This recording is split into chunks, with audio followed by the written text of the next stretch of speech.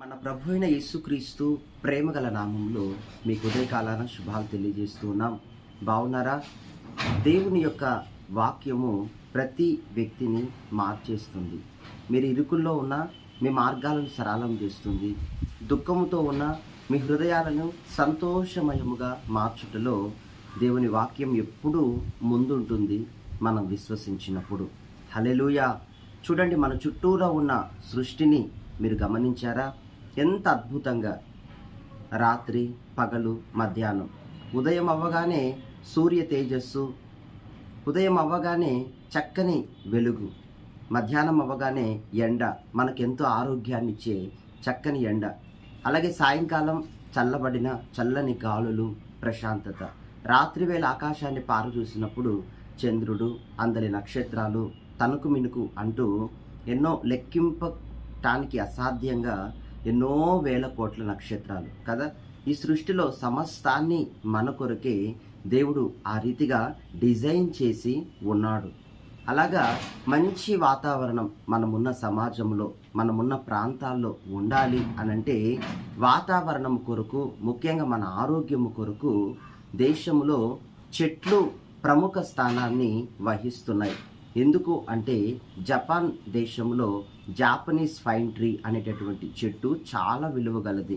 అక్కడ ప్రాంతంలో ఉన్న వాళ్ళు చెట్లను అమితంగా ప్రేమిస్తారు. ఎవరైనా వచ్చి చెట్టును కొట్టివేయండి, ఇది అడ్డుగా ఉంది అని అన్నప్పుడు వాళ్ళు తమ ఇంట్లో ఉన్న తమ బిడ్డను చంపుకు తిన్నట్టుగా వేదన పడతారట, దుఃఖముఖంగా మారుతారట.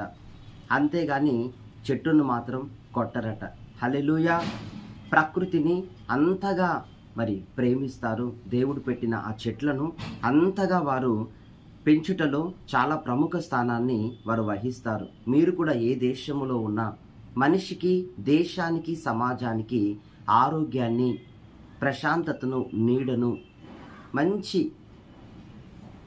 చూడటానికి కూడా మంచి వ్యూ ఉండేటట్లుగా చక్కని వాతావరణాన్ని కల్పించండి. మీరు మీ పిల్లలతో అలాగ చెయ్యండి. విలువైన చెట్లను మీరున్న రెంట్ హౌస్లో అయినా, ఓన్ హౌస్లో అయినా చక్కని విలువ గల చెట్టును నాటండి. మీరు వెళ్ళిన తర్వాత కూడా తప్పక మీ పేరు తలుచుకుంటారు. ఒకవేళ తలచుకోకపోయినా అది అనేకులకు నీడనిస్తుంది, అనేకులకు మేలు చేస్తుంది. అది మన నుండి రిలీజ్ అయ్యే రకరకాల విషవాయువుల్ని అది పీల్చుకొని మనకు వెనువెంటనే చల్లటి ప్రశాంతతమైన, మనకు ఆరోగ్యాన్ని పెంచగల ఆక్సిజన్ని అది రిలీజ్ చేస్తూ మన ప్రాణాలని కాపాడుటలో ఎంతో మేలు చేస్తుంది. చెట్ల నుండి మనకు ఆక్సిజను సమృద్ధిగా దొరుకుతుంది. దేవుడు మనిషి యొక్క జీవనాధారం కొరకు ఈ చెట్లను పెట్టాడు భూమి మీద. సకల చెట్లకు సంబంధించిన సకల జాతుల్ని దేవుడు ఈ భూమి మీద ఉంచి ఉన్నాడు, వాటిని సృష్టించాడు.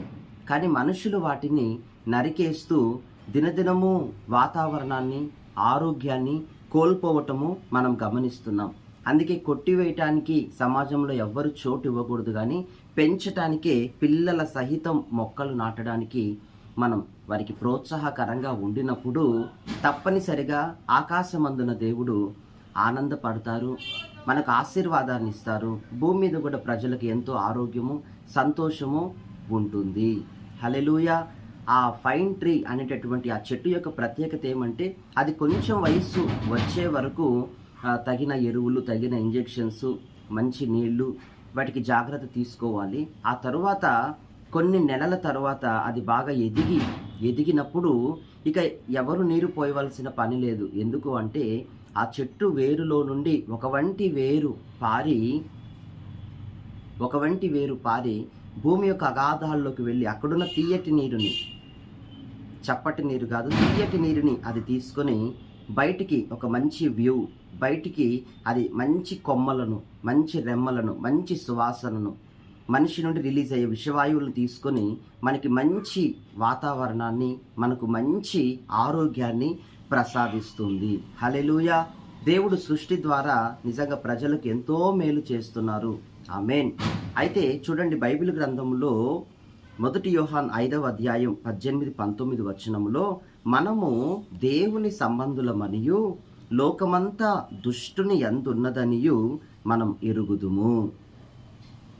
దేవుని మూలముగా పుట్టినవాడు తన్ను తాను భద్రం చేసుకొనును గనక దుష్టుడు వాడిని ముట్టడు. హల్లెలూయా. మనము మనుషుల ద్వారా పుట్టిన వారం. అయితే మనది మొదటి జన్మ.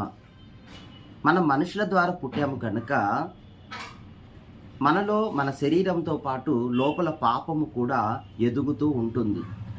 అయితే ఇది తెలుసుకున్న మనము పరిశుద్ధుడైన దేవుణ్ణి అంగీకరించి మారు మనసు నూతన బాప్తిస్మము ద్వారా మనం నూతన మనస్సును పొందుకుని క్రీస్తులో క్రొత్తగా జీవిస్తాం. తల్లిదండ్రుల ద్వారా పుట్టినప్పుడేమో అది మన మొదటి జన్మ, పాపముతో ఉన్నాం. యేసుక్రీస్తు ప్రేమగా మనల్ని తన సన్నిధికి పిలిచి పాపక్షమాపణ నిమిత్తం బాప్తిస్మాన్ని ఇచ్చి నూతన హృదయాన్ని మనకి ఇచ్చినప్పుడేమో రెండవ జన్మ, అది క్రీస్తులో మనం జన్మించాము. ఇక్కడ వాక్యం అంటుంది, మీరు ఇప్పుడు దేవుని మూలంగా పుట్టారు. ఎవరికైతే నూతన హృదయం ఇవ్వబడిందో, ఎవరు బాప్తిస్మం పొంది క్రీస్తులో నవనూతనముగా నడిపించబడుతున్నారో వారంతా దేవుని సంబంధులట. అయితే దేవుని సంబంధులు మనం ఎరుగుదుము, మనమందరం దేవుని సంబంధులమని మనకు తెలుసు. అయితే లోకము, బయట ఉన్న లోకం మన చుట్టూరా విగ్రహారాధన చేస్తూ, మద్యాన్ని సేవిస్తూ, అబద్ధ ప్రమాణాలు చేస్తూ, కుటుంబాలను కూలుస్తూ, ఈ విధంగా ఉన్న బయట ఉన్నవారు దుష్టుని యందు ఉన్నారట. అంటే దుష్టుని తల మీద ఉన్నారా, గుండెల మీద ఉన్నారా, చేతుల మీద ఉన్నారా? కాదు, దుష్టుని యొక్క కాళ్ళ క్రింద ఈ లోకమంతా ఉందట. త్రొక్కబడుతూ నలపబడుతూ ఉందట. ఎందుకు అంటే చూడండి, ఒక కుటుంబంలో మద్యానికి బానిసయ్యి రాత్రి మగళ్ళు త్రాగి వచ్చి భార్యను కొడుతూ ఉన్న ఒక కుటుంబాన్ని మీరు ఉదాహరణగా తీసుకుంటే, ఆ ఇల్లాలకి, ఆ సతీమణి గారికి సమాధానం ఉంటుందా? నిద్ర పడుతుందా? ప్రశాంతత ఉంటుందా? ఆ పిల్లలకి రేపు చూస్తాము అనే భరోసా ఉంటుందా? ఎప్పుడు చనిపోతామో తెలియదు. క్షణాన్ని నెక్కబెట్టుకుంటూ నరకం అనుభవించాలి. ఆమేన్, హల్లెలూయా. కనుక ఈ విధంగా దుష్టుడు వారిని నలుపుతున్నాడు గనుక అతను త్రాగుచున్నాడు. తద్వారా ఆ ప్రభావం కుటుంబం మీద కూడా పడి రేపు చూస్తామా, అసలు రేపు ఉందా అనే భవిష్యత్తు కూడా లేకుండా, కనీసం 3 పూట్ల ఆహారం లేని పరిస్థితి, అటువంటి ఇళ్లలో ఉన్న పిల్లలకు సరిగా సెక్యూరిటీ లేని పరిస్థితి. ఆమేన్, దేవునికి మహిమ కలుగును గాక. ఈ రీతిగా దుష్టుడు వారిని త్రొక్కుచున్నందున, నలుపుతున్నందున ఆ కుటుంబం, ఆ ప్రభావం అంతా కుటుంబం మీదకి వచ్చేస్తుంది. దుఃఖముతోనే కాలాన్ని వెళ్ళబుచ్చుతూ ఉన్నారు.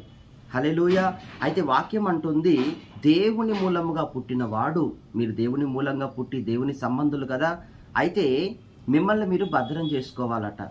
నా బైక్ మీద వాక్యం ఉందండి, నా జోబులో ఒక వాక్యం ఉందండి, నా చేతికి పచ్చబొట్టు పొడిపించుకుని ఒక వాక్యాన్ని పెట్టుకున్నాను, ఇవేవి చేయకూడదు. ఇది కాదు, సిలువ గుర్తు నాకు తోడుందండి, సిలువ చూపిస్తే దుష్టుడు పారిపోతాడు కదా, కాదు కాదు. ఇది అనుదినము ప్రార్థన మీలో మీరు చేయాల్సింది. ఆత్మతో నింపబడాలి, ప్రార్థన చేయాలి, క్రమంగా ఆరాధనకి వెళ్ళాలి, ఒక సేవకుడు మీకు ఉండాలి, ఒక సంఘము మీకు ఉండాలి, ఒక సహవాసములో మీరు ఉండాలి. ఇవన్నీ కూడా మిమ్మల్ని కాపాడటానికి దేవుడు ఏర్పరిచినటువంటి కార్యములుగా ఉంటూ ఉన్నాయి. ఆమేన్. ఒక ఆయన అన్నారు, గత జన్మలో నా భార్య బర్రెగా అండి, నేను గుడ్లగూబనండి, మా పిల్లలేమో ఒకరు కుందేలండి, ఒకరు తాబేలుగా, గత జన్మలో అండి, వచ్చే జన్మలో ఏం పుడతామో తెలియదండి. ఇటువంటి భ్రమతో ఉన్నారా? ఒకే జన్మ, బైబిల్ గ్రంథం ప్రకారం ఒకే జన్మ దేవుడు మనకి ఇచ్చారు. ఈ జన్మ యందు, ఈ పుట్టుక యందు మనం ఎలా ఉన్నా దేవుణ్ణి మహిమపరిచి మనం మన జీవితాన్ని క్రీస్తులో ధన్యతగా సార్థకం చేసుకున్నప్పుడు, మన పరుగును కడముట్టించినప్పుడు, మంచి పోరాటం పోరాడినప్పుడు, అనేకులకు మేలు చేసినప్పుడు మనం దేవుని రాజ్యానికి వారసులుగా మార్చబడతాము. మనం దేవుని మూలముగా జన్మించాము గనక దుష్టుడు మనల్ని ముట్టడు అని అనుకోవద్దు. మనం ఒకప్పుడు విగ్రహారాధనలో తెలిసి తెలియని మన తల్లిదండ్రుల మాటల ద్వారానో, ఎవరో చెప్పిన మాటల ద్వారానో ఎన్నో మనం చేసి ఉంటాం, ఎందరికో మొక్కి ఉంటాం, ఎన్నెన్నో చేసి ఉంటాం. కానీ ఇప్పుడు మనం పార్టీ మారాం, సత్యవంతుడైన క్రీస్తులోకి వచ్చాం. దుష్టుని ఆలోచన ఎలా ఉందంటే, వీడు పార్టీ మారాడు, ఏ విధంగానైనా వీడిని తిరిగి మన జనరేషన్లోకి మనం తీసుకోవాలని దుష్టుని ప్రయత్నాలు ఒక సేవకుడి మీద, ఒక విశ్వాసి మీద, వాడి తంత్రాలు ఎప్పుడు వాడు ప్రయోగిస్తూనే ఉంటాడు. ఎప్పుడు వాడు ఆ పని మీదే ఉంటూ ఉంటాడు. ఎన్నో ప్రయత్నాలు వాడు చేస్తూ ఉంటాడు. వాని అనుచరులను కూడా మన మీదకి పంపుతూ ఉంటాడు. మనకు విరోధంగా ఏవేవో జరిగిస్తూ ఉంటాడు. కానీ దేవుడు నమ్మదగినవాడు. వాటన్నిటి నుండి మనల్ని తప్పిస్తాడు.